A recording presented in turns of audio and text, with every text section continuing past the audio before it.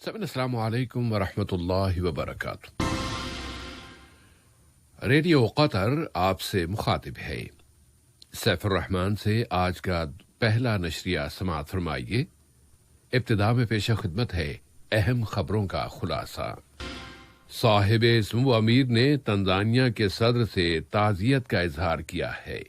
قطر corona virus پر قابو پانے کے لیے پوری طاقت کے ساتھ آگے بڑھ رہا ہے اور آج یہاں پابندیاں اٹھانے کا تیسرا مرحلہ شروع کیا جا رہا ہے۔ عالمی سطح پر کورونا کے بارے میں بر اعظم ایشیا میں خوف پایا جاتا ہے کہ وہاں اس وائرس کی دوسری لہر بھی آ جائے گی۔ ممالک اب دوبارہ پابندیاں عائد کر رہے ہیں۔ اسرائیل اور لبنان کے درمیان الزامات کا تبادلہ ہوا ہے اور تونس میں ہشام المشیشی کو وزیر اعظم نامزد کیے جانے کا خیر مقدم کیا گیا ہے۔ سامعین، یہ تھا اہم خبروں کا خلاصہ۔ اب پیش خدمت ہے ریڈیو قطر سے آج کا پہلا مفصل نشریہ۔ بسم اللہ الرحمن الرحیم۔ صاحب سمو امیر شیخ تمیم بن حمد آل ثانی نے ملک کے لیے وفاقی جمہوریہ جرمنی کے سفیر جناب ہانس اوڈو موٹسل کو ان کی سفارتی ذمہ داریوں کے اختتام پر دونوں ملکوں کے درمیان تعلقات کے فروغ کے لیے ان کی کوششوں پر الوجبہ اعزاز سے نوازا ہے۔ صاحب سمو امیر نے ان کی کامیابی اور دونوں ملکوں کے باہمی تعلقات کے مزید فروغ کی خواہش کا بھی اظہار کیا ہے۔ جرمن سفیر نے ان کے ساتھ تعاون پر صاحب سمو امیر اور ملک کے اہلکاروں کا شکریہ ادا کیا۔ صاحب سمو امیر شیخ تمیم بن حمد آل ثانی نے متحدہ جمہوریہ تنزانیہ کے صدر ڈاکٹر جان بومبی جوزف ماکوفولی کے نام وہاں کے ایک سابق صدر بنیامین ولیم مکابا کی وفات پر تعزیت کا برقی پیغام ارسال کیا ہے۔ نائب امیر شیخ عبداللہ بن حمد آل ثانی نے بھی متحدہ جمہوریہ تنزانیہ کے صدر کے نام تعزیتی برقی پیغام ارسال کیا ہے۔ اسی طرح وزیر اعظم و وزیر داخلہ شیخ خالد بن خلیفہ بن عبدالعزیز آل ثانی نے متحدہ جمہوریہ تنزانیہ کے وزیر اعظم جناب قاسم مجالیوا کے نام سابق صدر بنیامین ولیم مکابا کی وفات پر تعزیت کا برقی پیغام روانہ کیا ہے۔ قطر نے بجلی کے عرب وزارتی اجلاس میں شرکت کی ہے۔ ویڈیو کمیونیکیشن ٹیکنالوجی کے ذریعے منعقد ہونے والے اس غیر معمولی اجلاس میں وزیر مملکت برائے امور ایندھن جناب سعد بن شریدہ الکعبی نے قطری وفد کی قیادت کی ہے۔ انہوں نے اس موقع پر کہا ہے کہ بجلی کے امور سے متعلقہ عرب وزراء کا یہ اجلاس ایک نازک وقت میں منعقد کیا جا رہا ہے، اس لیے ضروری ہے کہ تصورات اور مہارتوں کا تبادلہ کرتے ہوئے ممبر ملکوں کی کوششوں کو متحد کیا جائے تاکہ بجلی کے شعبے میں عربی تعاون میں مزید اضافہ ہو سکے، خاص طور پر کہ اس وقت پوری دنیا میں غیر معمولی حالات ہیں۔ ملک میں صحت کی صورتحال کا جائزہ لینے کے لیے وزیر صحت عامہ ڈاکٹر حنان محمد الکواری نے وزارت دفاع اور حمد میڈیکل کارپوریشن کے اہلکاروں کے ساتھ ملاقات کی ہے کہ لبصیر فیلڈ اسپتال کو کورونا کے مریضوں کے لیے مخصوص حالت سے تبدیل کرتے ہوئے اب اسے صحت کی تنہائی کی سروسز کے لیے مخصوص کیا جا رہا ہے۔ لبصیر فیلڈ اسپتال کورونا سے متاثر ہونے والوں کے علاج معالجے کے لیے اب تک مخصوص ہے اور یہ اسپتال وزارت دفاع، وزارت صحت اور حمد میڈیکل کارپوریشن کے درمیان بہت مضبوط پارٹنرشپ اور شراکت کا ایک ثمر ہے۔ اعداد و شمار اور نمبر بتا رہے ہیں کہ قطر کورونا کی وبا پر قابو پانے میں فتوحات حاصل کر رہا ہے۔ آج بتدریج اور مرحلہ وار طریقے سے پابندیاں اٹھانے کا تیسرا مرحلہ شروع کیا جا رہا ہے۔ وزارت صحت کی طرف سے جاری کردہ اعداد و شمار کے مطابق یہاں وائرس اب محدود سے محدود تر ہوتا جا رہا ہے۔ وزارت کے اعلان کے مطابق ملک میں کورونا وائرس کے مزید 292 متاثرین رجسٹر ہوئے ہیں اور قطر میں مزید 304 مریض اب اس بیماری سے شفا یاب ہو گئے ہیں۔ اس طرح قطر میں اس بیماری سے صحت یاب ہونے والوں کی مجموعی تعداد اب 106,328 ہو گئی ہے۔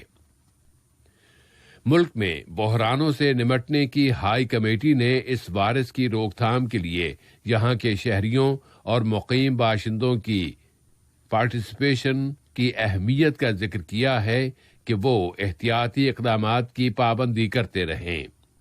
کورونا وائرس کے مقابلے کے لیے قومی حکمت عملی یا نیشنل اسٹریٹجک گروپ کے سربراہ ڈاکٹر عبداللطیف الخال نے ان احتیاطی اقدامات پر عمل درآمد جاری رکھنے پر زور دیا ہے۔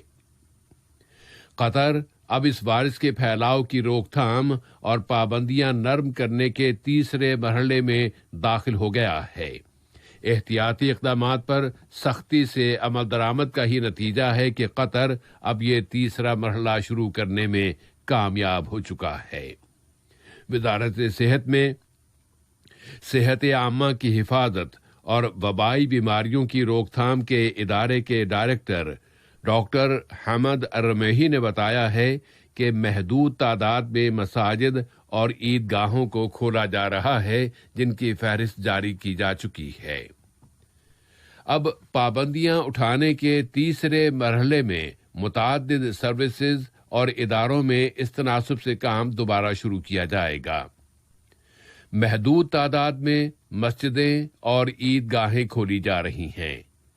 بند مقامات میں زیادہ سے زیادہ 10 افراد ایک وقت میں جمع ہو سکتے ہیں، البتہ کھلے اور اوپن علاقوں میں 30 افراد اکٹھے ہو سکیں گے۔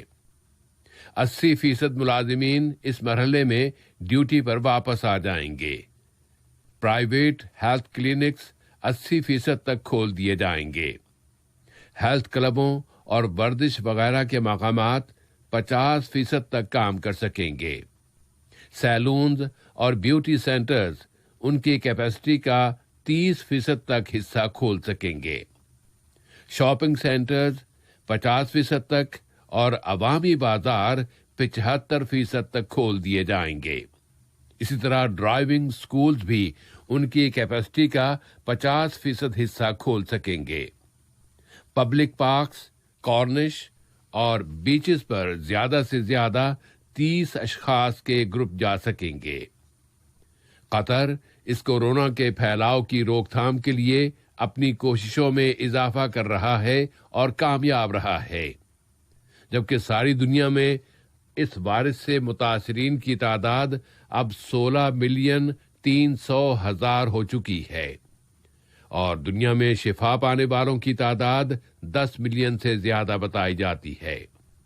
متاثرین کی سب سے زیادہ تعداد امریکہ، برازیل اور بھارت میں ہے۔ عربی سطح پر لبنان نے 2 ہفتوں کے لیے ایک مرتبہ پھر انتہائی سخت پابندیاں عائد کر دی ہیں تاکہ اس وائرس کے پھیلاؤ کو روکا جا سکے، اس لیے کہ لبنان میں متاثرین کی تعداد میں بہت زیادہ اضافہ ہو گیا ہے۔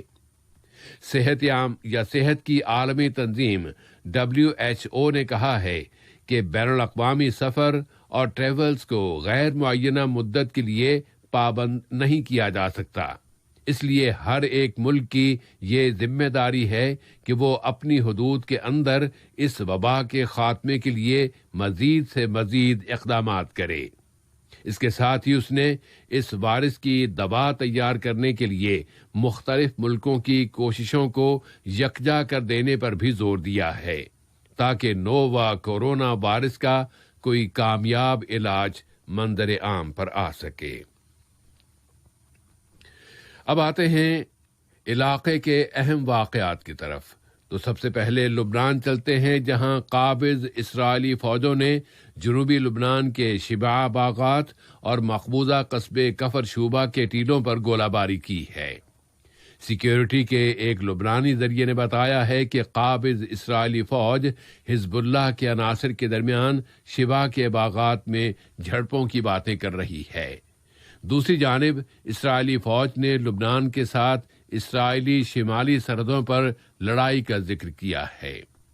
جنوبی لبنان کے قصبے عدیسہ میں اسرائیل کا ایک ڈرون طیارہ گر کر تباہ ہو چکا ہے۔ لبنانی فوج نے اعلان کیا ہے کہ اسرائیلی جاسوس طیاروں نے 2 روز کے اندر اندر لبنان کی جنوبی فضائی حدود کی 29 خلاف ورزیاں کی ہیں۔ اسرائیلی وزیر اعظم بنیامین نتنیاہو نے لبنان سے کیے جانے والے کسی بھی حملے کی ذمہ داری حزب اللہ اور لبنانی حکومت پر عائد کی ہے اور کہا ہے کہ حزب اللہ آگ کے ساتھ کھیل رہی ہے۔ اس سے پہلے اسرائیلی فوج نے اعلان کیا تھا کہ حزب اللہ نے سرحد پار سے چوری چھپے اسرائیل میں داخل ہونے کی کوشش کی ہے، جسے ناکام بنا دیا گیا ہے۔ حزب اللہ نے اسرائیل کے ان تمام الزامات کی تردید کرتے ہوئے کہا ہے کہ یہ سب خبریں من گھڑت ہیں۔ لیبیا کی اسٹیٹ سپریم کونسل کے سربراہ خالد المشری لیبیا کے بحران پر بات چیت اور مذاکرات کے لیے رباط پہنچ گئے ہیں۔ اس سے قبل لیبیائی طبرق کی پارلیمنٹ کے اسپیکر عقیلہ صالح بھی مراکشی پارلیمنٹ کے اسپیکر کی دعوت پر رباط پہنچ چکے ہیں۔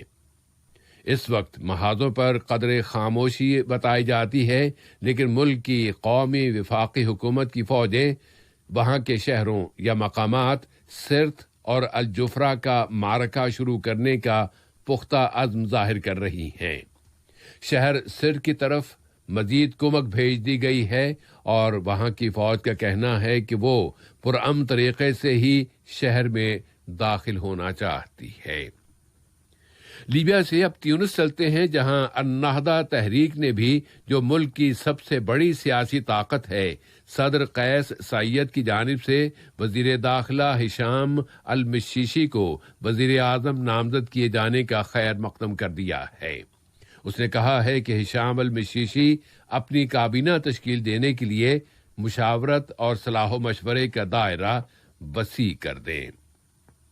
عراق میں وہاں کے دارالحکومت بغداد کے وسطی حصے میں مظاہرین اور سیکیورٹی فورسز کے درمیان جھڑپوں کے نتیجے میں کم از کم 2 مظاہرین ہلاک ہو گئے ہیں۔ وزیر اعظم مصطفیٰ الکاظمی نے ان مظاہرین کے قتل کی تحقیقات کرنے کا حکم دے دیا ہے اور کہا ہے کہ مظاہرہ کرنا نوجوانوں کا حق ہے۔ اور امریکہ میں اس وقت نسل پرستی کے خلاف احتجاجی سلسلہ زوروں پر ہے۔ اس کے ساتھ ہی وہاں کے صدارتی انتخابات بھی قریب آ گئے ہیں۔ اب سوال اٹھ رہے ہیں کہ آیا صدر ڈونلڈ ٹرمپ کیا دوبارہ ملک کا صدر منتخب ہونے میں کامیاب ہو جائیں گے؟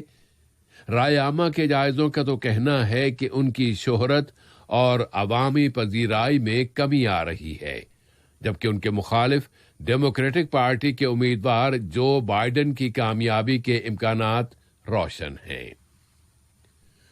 آج کا یہ نشریہ ختم ہونے سے قبل اہم خبروں کا خلاصہ ایک مرتبہ پھر پیش خدمت ہے۔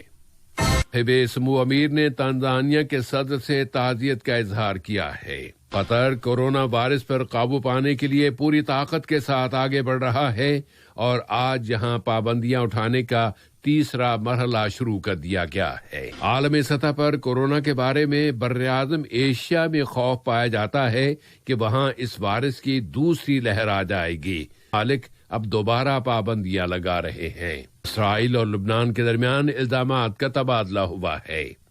تیونس میں ہشام المشیشی کو وزیر اعظم نامزد کیے جانے کا خیر مقدم کیا گیا ہے۔ ریڈیو قطر سے آج کا پہلا نشریہ اپنے اختتام کو پہنچا۔ السلام علیکم ورحمۃ اللہ وبرکاتہ۔ ریڈیو قطر آپ سے مخاطب ہے۔ سیف الرحمان سے آج کا پہلا نشریہ سماعت فرمائیے۔ ابتدا میں پیش خدمت ہے اہم خبروں کا خلاصہ۔ صاحب سمو امیر نے تنزانیہ کے صدر سے تعزیت کا اظہار کیا ہے۔ قطر